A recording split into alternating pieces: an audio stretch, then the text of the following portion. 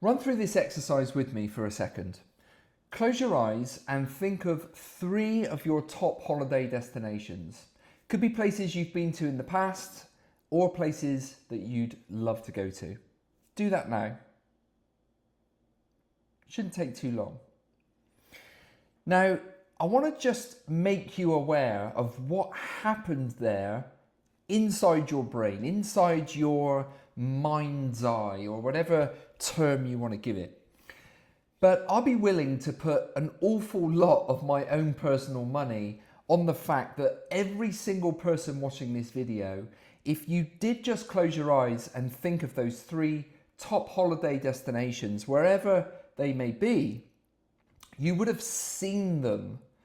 You may have seen snowy mountains because you love skiing every year. You may have seen a beautiful beach in the Bahamas because you and your wife just went on honeymoon there.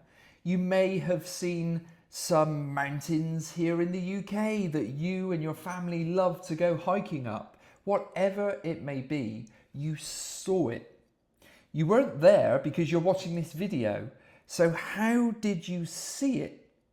And I also want to make you aware that what you didn't see in your mind's eye was a bunch of bullet points. You did not have a blank white screen with a black dot appear and then the word New Zealand, or another black dot appear with the word New York, or wherever it may be. We do not think in bullet points. The human brain has not been wired like a robot. We're visual beings. No matter what you do for a living, no matter whether you're super creative or you're the world's least creative person on the planet, no matter what you do, when you recall information, you will recall it in your mind's eye visually. So why are we still delivering presentations with tons of bullet points on them? Okay, rant over. I want to show you how to address this problem when it comes to presentations, because it is a big problem. Your audience members have the same wiring as you do. They do not think in bullet points. And so if you want them to recall the information from your presentation a week or a month or even a year down the line, how are they going to do that if they've got no visual to attach to that content? So here's how you take a bunch of bullet points and turn them into something visual. I'm going to give you my 2 very simple approaches to fixing this issue. Let's take a look. So here we've got a slide all about the Golden Gate Bridge in San Francisco, of course, and we've got 3 bullet points, which, to be honest, is pretty tame. I normally see slides with at least 6 to 8 bullet points on them. So I'm actually doing a way better job than 99.9% of presenters out there at the moment. No offense. But what I want to do is make this just more engaging. So the very first technique that I want to show you is one button that you can click in PowerPoint to visualize these 3 bullet points much more. So this is the fastest way to take a bunch of bullet points and turn them into something more visual. All you do is you highlight the text and then you go to the top of the home ribbon and you click on this tiny little button here. Microsoft, if you're watching, please make this button bigger. It's so useful, but no one knows it exists. It's hidden away. It's so small. It's far too small. Make it bigger, please, if you're listening. You're probably not listening.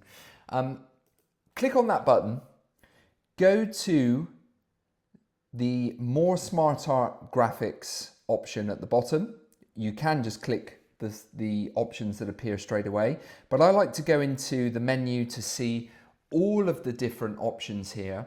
And what we're going to do is turn that list of horrible looking bullet points into a graphic.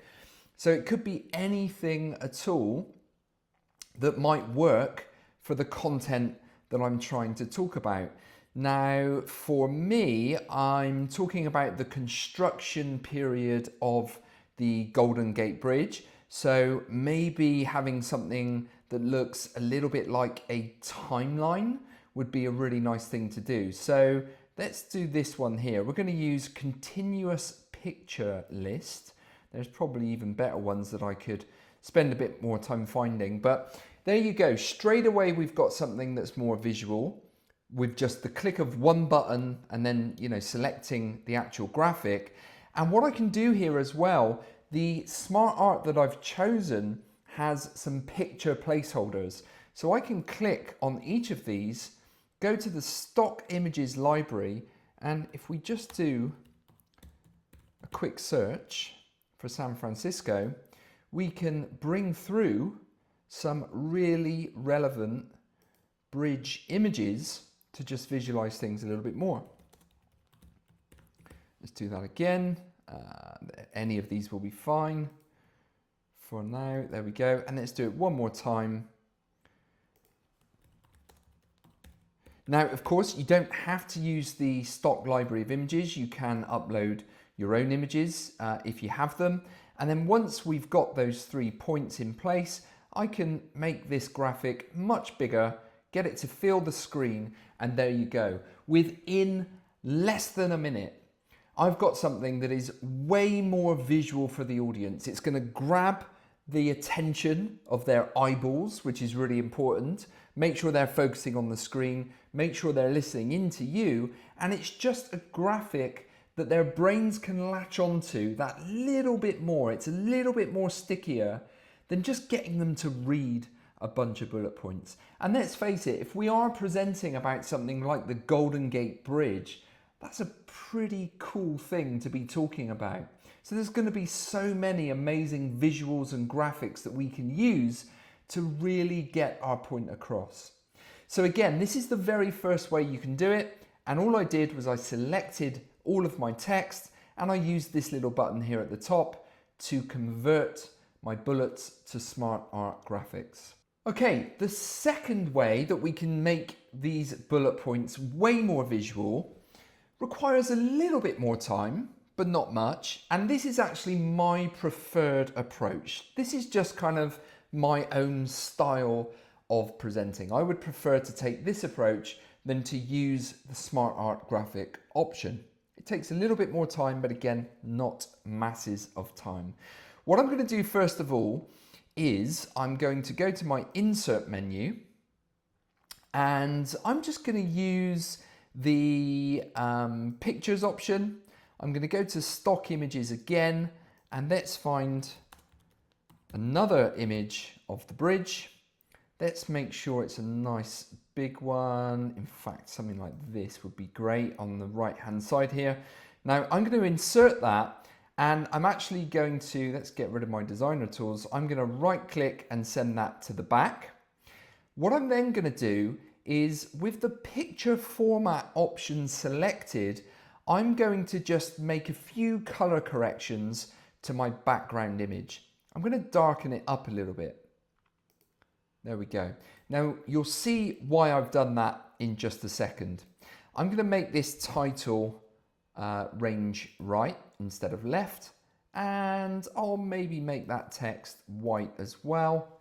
I could even bring it down in size slightly so it's over in this nice space on the right hand side of the slide.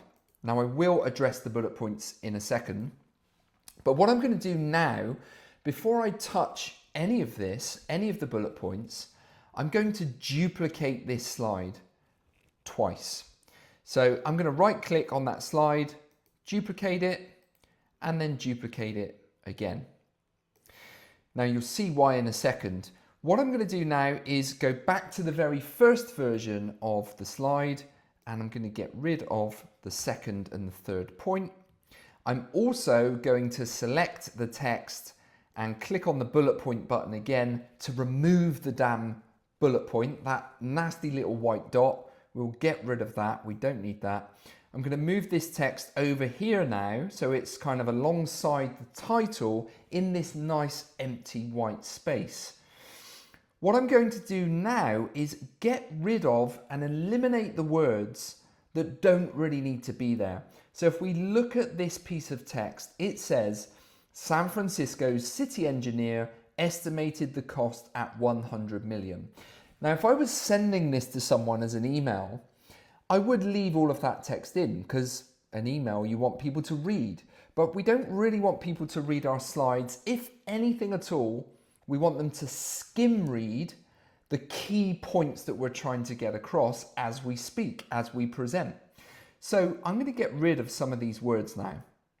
Now I'm going to get rid of San Francisco's because, let's face it, we know what bridge we're talking about, and I will be using the word San Francisco a lot in this talk. I'm going to get rid of these little words like the and at, and I'm going to drop down 100 million. Now, $100 million, I know I sound like Dr. Evil as I say that, $100 million is actually the key point that I'm trying to get across here.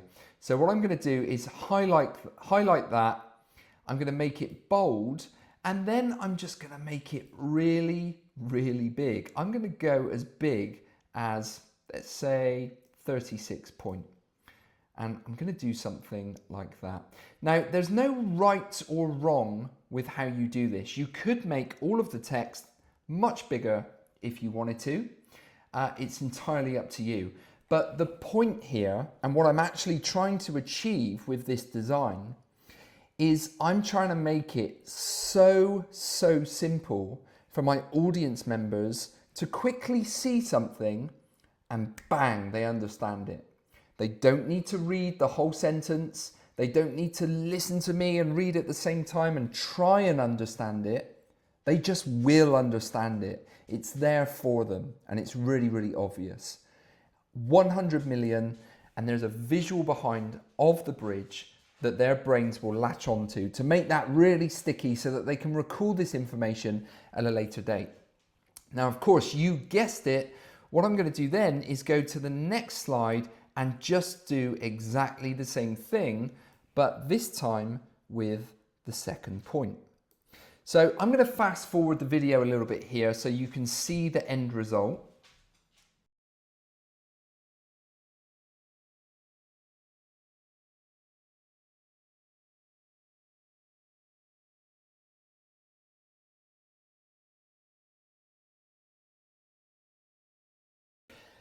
And so there we go. What we've done now is we've turned one really dull, uninteresting slide that's actually talking about some really interesting content, and we've turned that into 3 individual slides that do something that I see hardly any presentations do.